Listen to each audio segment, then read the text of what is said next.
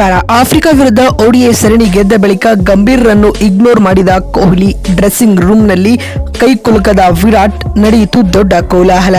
ಹಾಗಾದರೆ ಸುದ್ದಿಯ ಸಂಪೂರ್ಣ ಮಾಹಿತಿ ಏನು ಎನ್ನುವುದನ್ನ ಇವತ್ತಿನ ಈ ಒಂದು ವಿಡಿಯೋದಲ್ಲಿ ತಿಳಿಸ್ಕೊಡ್ತಾ ಹೋಗ್ತೀನಿ.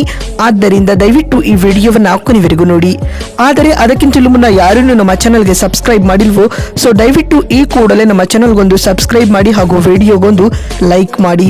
ಹೌದು, ಭಾರತ ಮತ್ತು ದಕ್ಷಿಣ ಆಫ್ರಿಕಾ ನಡುವಿನ ಮೂರನೇ ಏಕದಿನ ಪಂದ್ಯದ ಮುಕ್ತಾಯದ ಬೆನ್ನಲ್ಲೇ ಟೀಂ ಇಂಡಿಯಾದಲ್ಲಿ ಎಲ್ಲವೂ ಸರಿ ಇಲ್ವಾ ಎಂಬ ಪ್ರಶ್ನೆಯೊಂದು ಹುಟ್ಟಿಕೊಂಡಿದೆ.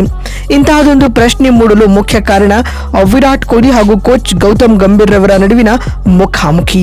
ಹೌದು ಸ್ನೇಹಿತರೆ, ಸೌತ್ ಆಫ್ರಿಕಾ ವಿರುದ್ಧ ಟೀಂ ಇಂಡಿಯಾ 9 ವಿಕೆಟ್ಗಳ ಭರ್ಜರಿ ಜಯ ದಾಖಲಿಸಿದ ಬಳಿಕ ಪೆವಿಲಿಯನ್ಗೆ ಮರಳುತ್ತಿದ್ದ ವಿರಾಟ್ ಕೊಹ್ಲಿಗೆ ಸಹ ಆಟಗಾರರು ಹಸ್ತಲಾಘನ ಮತ್ತು ಅಪ್ಪುಗೆಯನ್ನ ನೀಡುತ್ತಿದ್ದರು. ರೋಹಿತ್ ಶರ್ಮಾ ಮತ್ತು ರವೀಂದ್ರ ಜಡೇಜರವರೊಂದಿಗೆ ನಗುತ್ತಾ ಅಪ್ಪುಗೆ ನೀಡಿದ ವಿರಾಟ್ ಕೊಹ್ಲಿ ಗೌತಮ್ ಗಂಭೀರ್ ಬರುತ್ತಿದ್ದಂತೆ ಗಂಭೀರವಾದರು. ಅಷ್ಟೇ ಅಲ್ಲದೆ ಅವರ ಮುಖವನ್ನ ಕೂಡ ನೋಡದೆ ಕೈ ನೀಡದೆ ಮುಂದೆ ನಡೆದರು. ಇದೀಗ ಈ ವಿಡಿಯೋದ ತುಣುಕು ಸೋಷಿಯಲ್ ಮೀಡಿಯಾದಲ್ಲಿ ಭಾರಿ ವೈರಲ್ ಆಗುತ್ತಿದೆ. ಇದರೊಂದಿಗೆ ವಿರಾಟ್ ಕೊಹ್ಲಿ ಹಾಗೂ ಗೌತಮ್ ಗಂಭೀರ್ ಅವರ ನಡುವೆ ಮುಸುಕಿನ ಗುದ್ದಾಟ ಏರ್ಪಟ್ಟಿರುವುದಂತೂ ಖಚಿತವಾಗಿದೆ ಸ್ನೇಹಿತರೆ. ಇನ್ನು ವಿಶಾಖಪಟ್ಟಣಂನಲ್ಲಿ ನಡೆದ ಮೂರನೇ ಏಕದಿನ ಪಂದ್ಯದಲ್ಲಿ ಟಾಸ್ ಸೋತು ಮೊದಲು ಬ್ಯಾಟಿಂಗ್ ಮಾಡಿದ ಸೌತ್ ಆಫ್ರಿಕಾ 47.5 ಓವರ್ಗಳಲ್ಲಿ 270 ರನ್ ಗಳಿಸಿ ಆಲ್ಔಟ್ ಆಗಿತ್ತು. ಕ್ವಿಂಟಾನ್ ಡಿಕಾಕ್ ಸ್ಫೋಟಕ ಸೆಂಚುರಿ ಸಿಡಿಸಿದರು. ಇತ್ತ ಕುಲ್ದೀಪ್ ಮತ್ತು ಪ್ರಸಿದ್ಧ್ 4 ವಿಕೆಟ್ ಪಡೆದರು.